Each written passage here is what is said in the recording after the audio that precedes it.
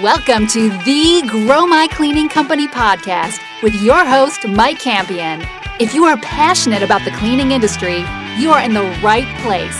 Love what you hear? Spread the word and tell the cleaning world this is the place to be. Want more? Check out www.growmycleaningcompany.com for free online video trainings, free ebook downloads, free blog posts, and of course, all the podcast episodes. Everything you need to grow your cleaning company is at www.growmycleaningcompany.com. And now, on with the show. Welcome to the Grow My Cleaning Company podcast, where we coach owners of cleaning companies every Monday, Wednesday, and Friday on anything and everything related to growing a cleaning company. If that's you and you're committed to growing your company, check us out at growmycleaningcompany.com for a metric ton of amazing stuff to help you grow your cleaning company and build the life you've always wanted. If you want to be a guest on the show, get in contact with our producer Natalie at nat@growmycleaningcompany.com or just give us a call, 480-648-5149. You can apply to be on the show. You can give us feedback. You can yell and scream. We are excited to talk to you. That said, today we are talking with my new friend Christopher Robin from Lolli Maids. Lolli Maids serves the Houston area with residential cleaning services. If you want to reach out to Chris and his team, you can get a hold of them at www.lollymaids.com, Lolli maids.com. Chris, welcome to the show. Say hello. Hi, thank you so much for having me. My pleasure, my friend. So glad to have you. And we talked a little bit about it beforehand, and I'm already excited to hear your story. How long you've been in business? What attracted you? Give us the scoop, man. How'd you find your way into the cleaning business and into Cleaning Nation? Actually, it was just, something that was really unusual. I was laid off from a corporate job. I had worked for several corporate jobs in the past, starting out with Dell, Compaq, National Oilwell, Shell. And I was involved in a variety of things. I was doing technical writing, web development, graphics, all kinds of things that were technical. And I got laid off. And I was running out of money. And I said to myself, Chris, if you don't get a handle of this, what are you going to do? You're going to run out of money. And so just by chance, I placed an ad on Craigslist and said, I'll clean your house. Now, I had no cleaning experience whatsoever. Love it. Absolutely none. I didn't know how to clean house. I didn't understand anything, at all. Hopefully you didn't include that in the ad. I did not. And, the funny thing is somebody answered the ad. And this was something I was not expecting, What I did was I got back on Craigslist, and I looked for someone that actually cleaned, which was a maid. And I talked to her, and I said, look, we have too many jobs. I need someone to help me. Can you help me? I love that one job is too many. That's beautiful. I know, exactly, right? So she said, you know what, sure, I don't mind helping you. And so she went out and did a job after, I talked to her for a little bit and got to know her. And then, she did a wonderful job, and the customer was very happy. And I said, well, that was interesting. So I placed another ad. And then after a few more ads and a few more jobs, I said, you know what? This is going kind of interesting. So I said, well, let me go ahead and do this myself because I need to make money. I'm paying too much out for the maid. I'm not making enough to really make a living at it, so I'm going to have to learn how to do it. So I went out to a house, and my first house, I think I probably spent 6 hours at that house. It was a small house, but, I was stuck in the bathroom for at least a couple hours trying to figure out how to exactly what was I supposed to clean. And I was thinking, okay, well, I'm in the bathroom. That had to be the most spotless bathroom ever because I think I detailed everything, including the light bulbs. Okay? So, but, I got out of the bathroom, and I went to the rest of the house, and slowly and surely, over a few different appointments, I finally figured out what it was I was actually supposed to clean. And this was kind of in between asking the other maid, hey, what do you do? And talking to the customers and asking them, what would you like me to do? And in between that, I figured out what I was supposed to do, and ever since then, I've been cleaning. And so after a little bit of time, we got enough appointments, I started making progress, and I started leveraging my background in corporate with technology. So I built a website, built it from the ground up, and I've got a booking process that people can book online. I've got lots of different ways for customers to reach us, from chat, text, booking online, email, They can call our office. So I've implemented a lot of different things. I've got great advertising, promotional materials, because I have a graphics background as well. And so I've leveraged that background, and the company's taken off. So since that point, I've cleaned over 1,500 houses myself. I understand the cleaning business quite well, but I still face many, many challenges that I'm still trying to work out, and that's why I called you. Beautiful. I love that story. So how long has it been, and how many employees do you currently have? It's been almost 3 years now, and we grew at a slow pace, actually, because quality is very important to me. So I've hired very discriminately. I don't hire just anyone like some cleaning companies would. Just hire, one day and put them to work the next day. I'm very particular about who I hire. I background check them. I train them first with myself. Then I allow them to go out with the supervisor, and the supervisor will train them as well. And in between that process, I'll get with the supervisor and I'll ask them, what do you think? Supervisor says, yeah, I think they're, worth keeping. And I'll say, you know what, I think so too. Why don't we just go ahead and hire them? Or, maybe one time I'll send somebody to the supervisor and I'll ask her, and she says, no, I don't think she's, the right person for us. And that's fine. We want the best people possible, and in order to attract the best people possible, I pay a premium hourly rate. So I pay them really well, and I provide them with great training. I don't overwork them. We only do 3 appointments a day for each team, so that I'm not overworking people. Each of our appointments are between 2 and 3 hours, and once they're done with the appointments, they go home. And so I have enough people on staff that when they need time off for their families, they can take time off. They can go to their doctor's appointments. They can do whatever they need. And so everybody's comfortable, and they're making good money. So right now, we have 4 teams of 2 people each, and we have 1 carpet cleaner on staff. And we did have a window cleaner, but he's no longer with us. We used to do windows, but we're not actively promoting that at the moment. All right. Well, that is awesome. Congratulations on what you've achieved so far. What's going on in your life now? How can I best serve you today? Really, to be honest with you, I heard about you from word of mouth, and I said, you know what, this guy seems to know what he's talking about. Let me contact him. Let me find out what's going on, if there's any way that he can help me. Because we have a really great business. We're growing year after year here. It's just phenomenal, the amount of business that we have. I'm actually turning business away. And there's 2 reasons for that. One, because I'm hiring very slowly and discriminately, and I'm very picky and choosy about who I hire. Number 2, I'm having issues with my employees, and I need to get fixed. Mainly, they complain about a variety of things. Like, hey, Chris, the job's too far. Chris, the house is too dirty.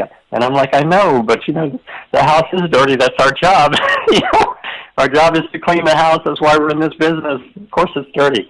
But or maybe, there's just so many different reasons. But it's mostly employee related. My customers are really great. I love my customers, and I love talking to them on the phone. I love interacting with them. But my employees are a headache for me. And if I could just get that fixed, then this business would run really smooth. All right, said every owner of every cleaning company ever. All right, so let's talk a little bit. I bet. Let's talk a little bit about kind of the complaining and the arguing and all that sort of stuff, because that's definitely a problem, and you're not going to be able to grow with that cancer in your business. And even if you could grow, I don't know that you'd want to, because it's just going to pile on more of that same nonsense. So there's a couple ways to look at that. The first way would be, well, how do we talk to that person? How do I respond to that person? And I'll give you a little bit of feedback on that, but that's really the tip of the iceberg. The big piece under the water that we really need to deal with is the culture. When there's a culture where an employee feels it's appropriate to come to the boss and say, hey, boss, I know you want me to do this, but I'm not interested. I know you're in charge and you write the checks, but that's not for me. I'm going to go ahead and pass on this piece of work that you're asking me to do. That's a problem. You can fire that guy or that gal, but the problem isn't that guy or that gal. It's the culture that exists in which that can happen, and it's normal, right? I can assure you, 0 of my employees would ever have that kind of question or comment with me because they know that they would. I don't know what would happen, but it just never happened. So part of the problem is we've got a culture where it sounds like the inmates are running the asylum. What sort of let's see. So you've got four two-man teams. So you've got 8 people running around there. That's correct. And the main issue, and I'll be honest with you up front, is the original person that I brought on that was helping me when I initially started the business, when I was growing the company, they were an extremely good cleaner. So I recognized early on that they had some kind of self-esteem issue. So I promoted them to supervisor. Honestly, it was a bad mistake. It was the worst mistake I ever made, to be honest. And if you bring that up, then that would be it right there, because I should have never promoted her as supervisor so quickly, and I probably should have waited and found the right person because she doesn't agree with my company philosophy, and she makes it known to all the maids that she doesn't agree, and she's she has Is she still employed with you now? The other maids' attitudes. Is she still with you now? She is, and let me tell you why I have not let her go yet. The reason is that as we've grown so fast, and because I can't find enough people that I feel are top quality people, I cannot replace her easily. And because she knows this, then she just has gotten worse and worse over time as far as confronting me about things. So she used to be on my side, but now she's turned the tables. Now she's actually on the maid side. Perfect. Okay, so this is a tremendous opportunity for you, and I've again, not coming from a guy that's heard or read about this, but as a guy that's employed hundreds of people and been in business for 2 decades, this is super clear. So a couple things. First of all, that's your problem. You can't. One thing you've got to kind of draw your line in the sand in your own mind and heart today, and this Cleaning Nation, this is for you as much as for Chris. You have to decide, and I did this early on, I will not be held hostage by any employee ever. Ever. Ever. If any employee ever came in, ever, I don't care who they were, what power they had. If they said, I want a raise, I want X, or I walk, 100% of the time they got fired. Get out. You're done. Period. In a public way, so other people went, oh, crap, that's not for me. So this woman is holding you and your company hostage. So I don't know what you're paying her, but she's running the company, and you're the employee at this point. So what needs to happen is, without being dramatic, as soon as you hang up the phone, call her in. Jenny, we got to talk. You've been a bad employee for a long time. I've done a really poor job managing, and I apologize for that, but your services are no longer needed. I thank you for your time, and this will be the last day you get in. I'll send you a paycheck. Thank you very much. Step 2, you call a meeting and have that exact same conversation with the other 7 cleaners. Hey, guys, gals, I've done a really bad job. I've got to apologize. As a leader, as an owner, as a manager, I have allowed a cancer to come in our business. The bad news is she's been here, and she's bummed you out, and she's bummed me out. That's not her fault. It's my fault. I'm in charge. I'm supposed to protect the company from that, and I've done a bad job. That said, we're turning over. She is no longer with us, and I can assure you there will never be someone like that with us again. I've made a commitment in my heart that I will never let any bad employee come risk your jobs, my job, any of our employment. That's over. I will not live like this, and you won't live like this as long as you're living here. Any questions? Problem solved. I like it. I like it a lot. Because she has impacted the other employees, and that's why their attitudes are also bad. Like when I call one of my employees, I'll call her, and I'll say, hey, so-and-so, what's going on over there? How's the job going? The very first thing she'll say is, what, Chris? It's very disrespectful, and it's really disheartening because, here I am working hard so that they can have jobs to feed their families, and I'm taking care of them, and they're taking care of me as well, so don't get me wrong on that. But the attitude is also the attitude that got from the supervisors passed on to the other maids. Well, and again, let me tell you, there's a little bit of disrespect. We're not blaming the supervisor for that because she's responsible for having a bad attitude. We're blaming, and I'm not coming down on you. I just want to coach you up and just shoot straight with you because I'm passionate about helping you grow. That's Chris's fault, right? The first time she said, take a hike, old man, I'm not interested. That's on her. The 4 seconds after that, when you didn't say, excuse me, get out of my office, you're done, that's on you. Right. No, and I absolutely agree with you that this is this is a management issue. This is my fault, and that I need to fix it. I have not had the tools, nor I've had anything or any guidance from the very beginning of this business. I've started it. I've learned it by myself from scratch. I've had no training whatsoever, especially not having been a first-time business owner for this company. I've never had any training on how to deal with employee relations or anything else. So anything that you can help me with, I'm more than happy to listen. Well, you're in the right spot. So the two big things I want you to take away, and this is huge because I don't think I've had this conversation on air yet, so I'm really glad I'm sharing this with Cleaning Nation as well as you. Two things have to happen. Had you kind of nipped this in the bud in the first place, that would have been it. You just fire them and fire that person. That you don't have to worry. You don't think about it again. But since it's gone on and on, we've got to do damage control. So you can't just fire her. A couple things need to be acknowledged with the rest of the staff. So I'm really more worried about the 7 than I'm with her. She's easy. Get out. Done. That conversation's over. The 7 remaining, they're in their mind. So anytime you do something, you're communicating with your employees, and you've been telling your employees non-verbally for the last X time, hey guys, it's okay to be disrespectful. It's okay to have a bad attitude. I'm pretty weak. You can bully me as long as I feel like I need you more than you need me. You're in charge. So this has been going on non-verbally for however long this has been going on, but longer than a couple days. So we need to nip that in the bud, and there needs to be an acknowledgement. So that's really the conversation you have with the 7 after you fire the 1 is honestly more important than firing the 1. I mean, it's equally important to firing the 1. So you've got to go to them. First, acknowledge there was a problem, right?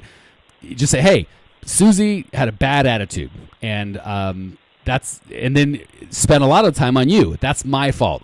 So they recognize, A, you knew that there was a problem. B, you not responding to it was wrong. C, you understand that it's wrong and you took measures to fix it. And D, it's not going to happen again. And I would kind of pull it a little farther just so they know that there's a new sheriff in town and go, great. So again, let me just, kind of play it out for you. Hey, guys, as you may or may not have heard, Sherry's gone. I let her go. Couple things on that before we get to work. Thing 1, she had a bad attitude and it was for a long time, and that's on me. I really got to apologize to you guys, human to human. She's a cancer to our place, and she wasn't doing what's right for the team, and I let her stay here.